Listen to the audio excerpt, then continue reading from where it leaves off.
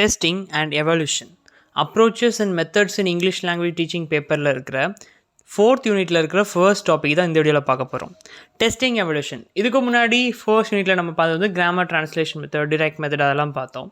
அப்போ அந்த மெத்தடில் வந்து எப்படி டீச் பண்ணலாம், எந்த மாதிரி டீச் பண்ணலாம் அப்படிங்கிறத அந்த மெத்தட்ஸில் பார்த்தோம்.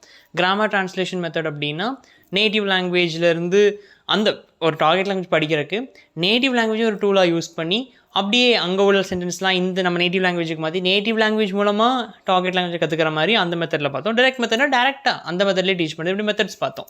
ஸோ இப்படி டீச் பண்ணி முடித்த பிறகு எப்படி அந்த பசங்க அதை கேட்ச் பண்ணாங்க.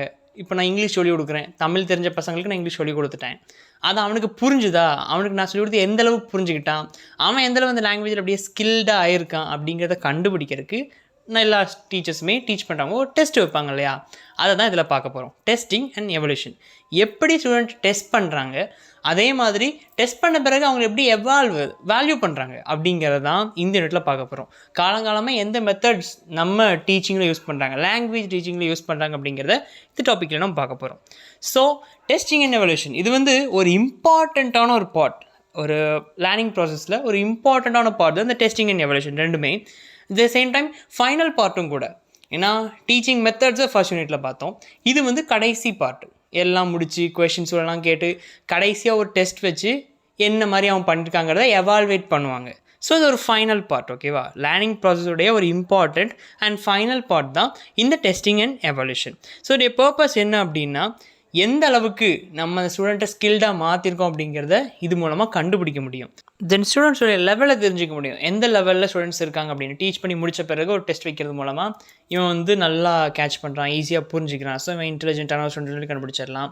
தென் இவன் ஸ்லோலான அப்படின்னு சொல்லிட்டு ஈஸியாக நம்ம அந்த ஸ்டூடெண்ட்ஸோடைய லெவலை கண்டுபிடிக்க முடியும். மட்டும் இல்லாமல் நம்ம கிளாஸ் அவன் கவனிச்சானா அப்படிங்கிறதையும் இப்படி டெஸ்ட் வைக்கிறது மூலமாக ஈஸியாக கண்டுபிடிச்சிடலாம். தென் என்னென்ன ப்ராப்ளம்ஸ் இருக்குது, என்னென்ன டிஃபிகல்ட்டிஸ் இருக்குன்னு கண்டுபிடிக்கலாம். ஒரு பேப்பர் எழுதி கொடுத்து ஒரு பேப்பரை எவால்வேட் பண்ணும்போது எந்தெந்த இதை அவன் தப்பாக எழுதியிருக்கான். அப்போது ஒரு எக்ஸாம்பிளுக்கு இப்போ நான் கிராமர் எடுத்திருக்கேன், கிராமர் ட்ரான்ஸ்லேஷன் மெத்தட் மூலமாக கிராமட்டிக்கல் ரூல்ஸும் சொல்லி கொடுத்துருக்கேன் அப்படின்னா அதில் அவன் மிஸ்டேக் விடுறதை வச்சு இதை ட்ரான்ஸ்லேட் பண்ணி தப்பு விடுறான், அப்போ அவனுக்கு ப்ரொனவுனில் மிஸ்டேக் நிறையா வருது, வெர்பில் வருது, இப்படி சொல்லி கண்டுபிடிக்கலாம். ஸோ அந்த ப்ராப்ளம் டிஃபிகல்ட்டிஸ் என்ன அப்படிங்கிறத டெஸ்டிங் மூலமாகவும் எவல்யூஷன் மூலமாகவும் கண்டுபிடிக்கலாம். ஸ்டூடெண்ட்ஸோடைய நாலேஜ் என்னென்னு தெரிஞ்சுக்கலாம். அது மட்டும் இல்லாமல் அதை இம்ப்ரூவ் பண்ணுறதுக்கான ஐடியாவும் கொண்டு வரலாம். டெஸ்ட் பண்ண பிறகு டெஸ்ட் பண்ணுற வரைக்கும் நமக்கு அவனுக்கு என்ன இருக்குது, எதில் சொதப்போம், அது எதுவுமே நமக்கு தெரியாது. பட் டெஸ்ட் பண்ண பிறகு தான் என்ன இடத்துல அவனுக்கு ப்ராப்ளம் இருக்குது, இதுதான் அவனுக்கு புரியலை, இன்னும் இம்ப்ரூவ் பண்ணணும் அப்படிங்கிற விஷயம்லாம் தெரியும். அவன் லாங்குவேஜ் சொதப்புறான், லாங்குவேஜ் நல்லா இல்லைன்னு சொல்லிட்டு அதை நம்ம இம்ப்ரூவ் பண்ண ட்ரை பண்ணுவோம். ஸோ டெஸ்ட்டு வந்து ரொம்ப முக்கியம், டெஸ்ட் அண்ட் எவல்யூஷன் ரொம்பவே முக்கியம் அப்படின்னு சொல்கிறாங்க. பிகினிங்லேயே பார்த்தோம் இம்பார்ட்டன்ட் பார்ட் ஆஃப் லேர்னிங் ப்ராசஸ்ன்னு பார்த்தோம். அதுக்கு ரீசன் என்னென்னா, ஒரு ஸ்டூடெண்ட் கற்றுக்கிட்டானா அப்படின்னு தெரிஞ்சுக்கிறதே டெஸ்ட் பண்ணுறது மூலமாக தான், எவாலுவேட் பண்ணுறது மூலமாக தான்.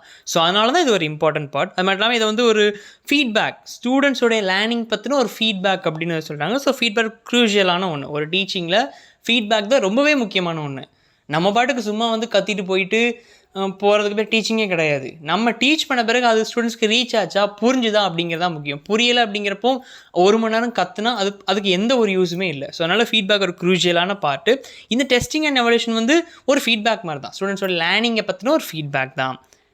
டெஸ்ட்னா உடனே ஃபுல்லாக ரிட்டன் டெஸ்ட் அப்படி மட்டும் தான் இருக்குன்னு சொல்ல முடியாது. டெஸ்ட் எப்படி வேணால் இருக்கலாம். லிசனிங், ஸ்பீக்கிங், ரீடிங், ரைட்டிங்னு இந்த 4 பேசிக் ஸ்கில்லுக்குமே ஃபோக்கஸ் கொடுத்து தான் இருக்கும். ஏன் அப்படின்னா லாங்குவேஜ் டீச்சிங்கில் தான் நம்ம இதை பார்த்துட்ருக்கோம். ஸோ ஒரு மொழியை கற்றுக் கொடுக்கணும் அப்படிங்கிறப்போ ஒரு மொழிக்கு முக்கியமான 4 பேசிக் ஸ்கில் இந்த 4 தான்: லிசனிங், ஸ்பீக்கிங், ரீடிங், ரைட்டிங். அப்படி இருக்கும்போது நம்ம ரிட்டன் டெஸ்ட்டை மட்டுமே இதுக்கு ஒரு எடுத்துக்காட்டாக சொல்ல முடியாது, 4ஐயுமே சொல்லலாம். ஸோ இப்போ இங்கிலீஷ் லாங்குவேஜ் நான் கற்றுக் கொடுக்குறேன் தமிழ் பேசுகிற பசங்களுக்கு அப்படின்னா அவங்கள வந்து கவனிக்க வச்சுருவேன். அட் சேம் டைம் எழுப்பி விட்டு பேசவும் வைப்பேன். அதே மாதிரி எழுதவும் கற்றுக் கொடுக்கணும். ஸோ கிராமட்டிக்கல் ரூல்ஸ் எல்லாம் இப்படின்னு சொல்லிக் கொடுத்து அவங்கள எழுதவும் வைக்கணும், ரீட் பண்ணவும் கற்றுக்கணும். ஸோ இந்த 4மே ரொம்ப முக்கியம் சொல்லிக் கொடுக்கும்போது. இந்த 4ஐயுமே ஒரு லாங்குவேஜை டீச் பண்ணுற அந்த டீச்சர், யாரோ டீச் பண்ணுறவங்க டெஸ்ட் பண்ணி தான் ஆகணும். டெஸ்ட் பண்ணி எவாலுவேட் பண்ணி இவன் இப்படி படிக்கிறான், இவன் நல்லா ஸ்கில்டாக இருக்கான் அப்படின்னு சொல்லி கண்டுபிடிச்சா மட்டும்தான் அந்த இதோடைய ஒரு முக்கியமான இதே கிடைக்கும், லாங்குவேஜை கற்றுக்க முடியும். அப்படி இல்லைன்னா வேஸ்ட். டெஸ்ட் எவல்யூஷன் தான் அந்த ப்ராசஸ்க்கு முக்கியம். ரீசன் என்னென்னா அது மூலமாக தான் அந்த எடுத்திருக்கிற அந்த கோர்ஸுடைய அவுட்கம் பக்காவாக வந்திருக்கா, அச்சீவ் பண்ணியிருக்கோமா அப்படிங்கிறது நமக்கு தெரியும். ஸோ இது ஒரு இம்பார்ட்டண்ட்டான பார்ட். இப்போ இந்த டெஸ்ட்டில் வந்து 2 மேஜர் டைப்ஸ் இருக்குது, அப்ஜெக்டிவ், சப்ஜெக்டிவ். அப்ஜெக்டிவ் நமக்கு நல்லாவே தெரியும். நம்ம இந்த yes or no questions, true or false, multiple choice questions, fill in the blanks, match the following, இதெல்லாமே வந்து இந்த அப்ஜெக்டிவ் டைப்பில் வரும். அதாவது 4 ஆன்சர் கொடுத்து இந்த 4ல் ஒரு தான் ஆன்சர், அப்படி இத்தனை கொடுத்து இதில் ஒன்று சூஸ் பண்ணுறது இந்த அப்ஜெக்டிவ். தென் சப்ஜெக்டிவ் பார்த்தோம் அப்படின்னா இதை வந்து ஓப்பன் எண்டட் டெஸ்ட் அப்படின்னு சொல்லுவாங்க. அதாவது ஆன்சர் வந்து ஒவ்வொருத்தரும் ஒவ்வொரு விதமாக எழுதலாம் இந்த சப்ஜெக்டிவ் டைப்பில். Short answer questions, long answer questions, problem solving questions, completing a paragraph, இதெல்லாம் இந்த இதில் வரும். இப்போது இது வந்து இப்போது சயின்ஸு மேக்ஸு அங்கெல்லாம் வந்து அப்படி எழுத முடியாது. ஆனால் நம்ம லாங்குவேஜ் டீச்சிங் அப்படின்னு வரும்போது ஒரு டேர்ம் கொடுக்குறாங்க, சம்திங் ஒரு பட்டர்ஃப்ளை அப்படின்னு சொல்கிறாங்க. எல்லாருமே பட்டர்ஃப்ளை பற்றி ஒரே மாதிரி எழுத மாட்டோம்.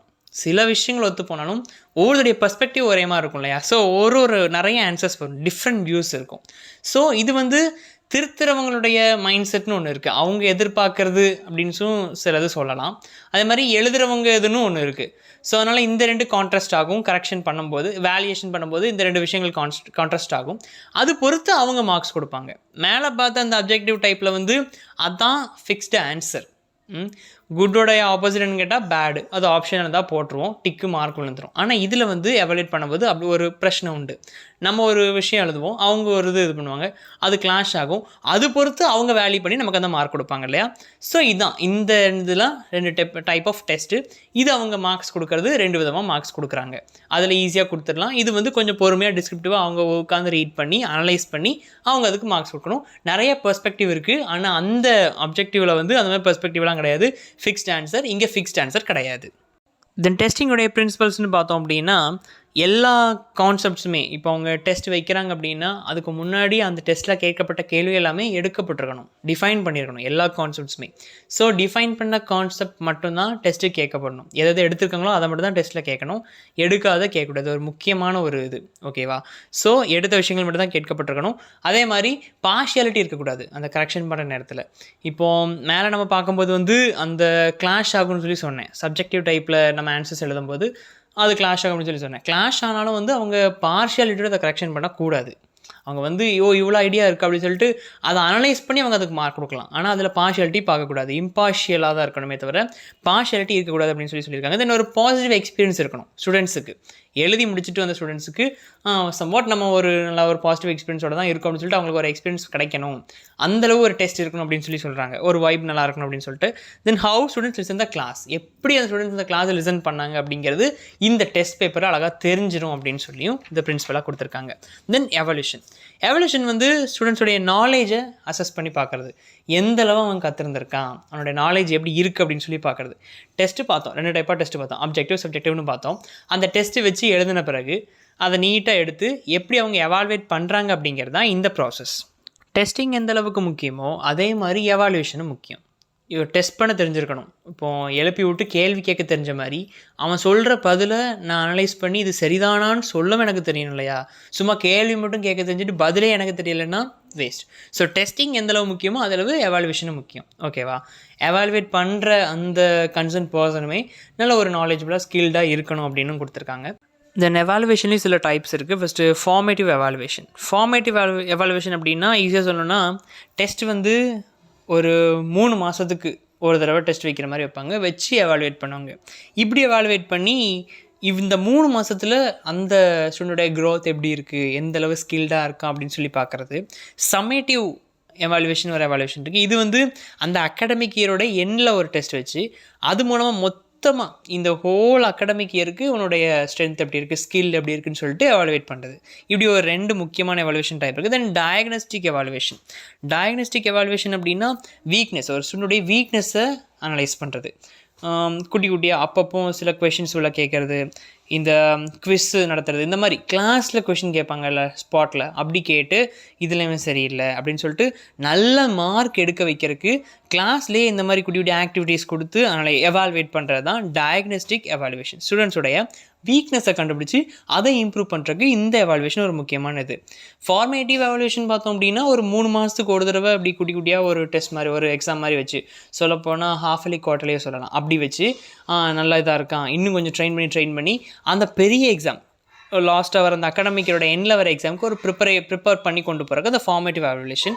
சம்மேட்டிவ் பார்த்தோம் அப்படின்னா ஹோலாக அடுத்த கிரேடுக்கு அவன் போகலாமா அப்படிங்கிறக்கே அந்த சம்மேட்டிவ் அந்த எவாலுவேஷன் தான் ரொம்ப முக்கியம். அந்த ஹோல் அகாடமிக் இயரில் என்னெல்லாம் பண்ணியிருக்கான் அப்படிங்கிறத மொத்தமாக சம்மேஷன் பண்ணி எவாலுவேட் பண்ணுறதா summative evaluation. Then formal and informal evaluation. இந்த ஃபார்மல் இன்ஃபார்மலுக்கு சின்ன டிஃப்ரென்ஸ் தான். ஃபார்மல் எவாலுவேஷனில் வந்து கிரேட் சிஸ்டம் உண்டு, ஆனால் இந்த இன்ஃபார்மல் வந்து அந்த க்ரைட்டீரியா கிடையாது. ஓகேவா, அந்த கிரேடு வச்சு தான் பிரிக்கணும் அந்த மாதிரி க்ரைட்டீரியா இதில் கிடையாது. பட் ஃபார்மலில் உண்டு. ஓகேவா, எப்படின்னா இப்போ ஒரு 100 பேர் வந்திருக்காங்க அப்படின்னா 100 பேரில் டாப்பு இந்த மார்க் எடுக்கிறவங்க A grade first A grade எடுக்கிற இந்த 7 பேர் தான் போவாங்க அப்படிங்கிற மாதிரி ஒரு இது உண்டு. பட் அந்த க்ரைட்டீரியா வந்து இந்த இன்ஃபார்மலில் இருக்காது. ஓகேவா, இப்போ ஒரு பிளேஸ்மெண்ட்டுக்கு போகிறோம் அப்படின்னா ஃபஸ்ட்டு இத்தனை இது இருக்கிறவங்க மட்டும் தானே வரணும்னு சொல்லுவாங்க. அப்போ டாப் மார்க்கில் இருக்கணும். அப்போ நம்மளுடைய மார்க் வந்து மற்றவங்க அந்த குரூப்பில் இருக்கிற மற்றவங்களுடைய மார்க்கோட கம்பேர் ஆகுது. இங்கே அந்த கம்பேரிசன் இருக்காது இன்ஃபார்மலில். ஸோ ஃபார்மலில் கம்பேரிசன் இருக்கும், அடுத்தவங்களோட கம்பேர் பண்ணுவாங்க நம்ம மார்க்ஸ் வச்சு பிளேஸ்மெண்ட்டுக்கு யூஸ் பண்ணுறது. இன்ஃபார்மலில் அப்படி இல்லை, இது ஒரு கிளாஸ் ரூம் டெஸ்ட் மாதிரி. நம்மளுடைய அச்சீவ்மெண்ட் வந்து நம்மளுடைய பழைய டெஸ்ட் மார்க்ஸை வச்சு ஒரு கம்பேரிசன் இருக்குமே தவிர மற்றவங்களோட இந்த இன்ஃபார்மலில் கம்பேரிசன் இருக்காது. பட் ஃபார்மலில் கம்பேரிசன் இருக்கும், கிரேட் சிஸ்டம் உண்டு. இந்த இன்ஃபார்மலில் கிரேட் க்ரைட்டீரியா கிடையாது.